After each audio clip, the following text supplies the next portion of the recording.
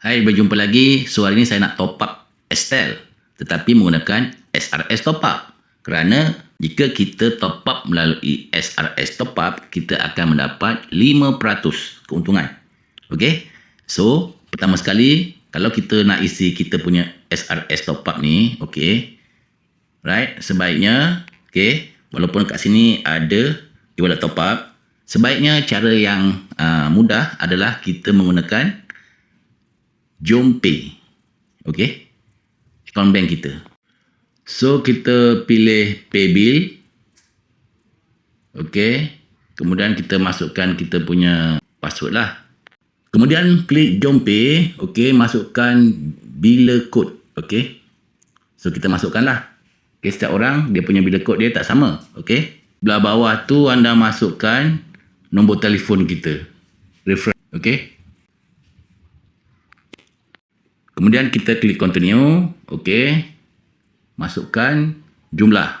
Okey, berapa kita nak masukkan? Contohnya 35. Okey. Right. Okey, successful.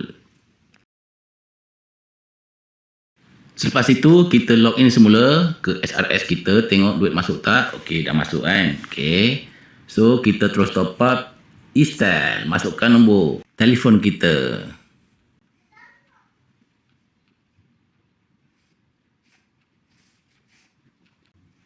Okey, cek betul-betul nombor tu. Okey.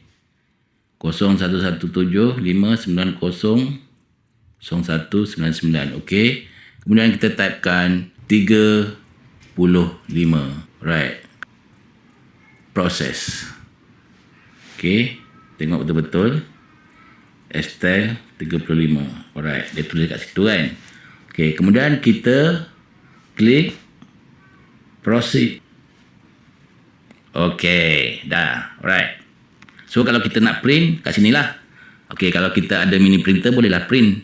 Okey. So, kalau kita nak share receipt kita share lah kat mana-mana. Tu, dia dah ni kan. Share receipt, kita punya record kita. Okey. Login kita punya Estel apps untuk melihat sama ada transaksi tadi berjaya ataupun tidak. Alright. So, pertama sekali apa yang perlu kita buat adalah kita klik history. Okey. Okey, kat sini dia akan tertera. Okey, macam ni, receive credit top up 35. Okey. Kemudian kita klik kat bawah, alright. View detail. Okey, so akan dinyatakan transaksi kita tadi daripada mana. Okey, mobile apps. Okey. Right. So dia kata complete. Okey. So kita cek pula sama ada data kita tadi dah masuk atau belum. Okey, apa yang saya perhatikan sini memanglah dah masuk. Sebab tadi ada dalam 100 lebih aja. Sekarang dah tambah 35. Untuk package yang ni ada penambahan 200 GB. Right.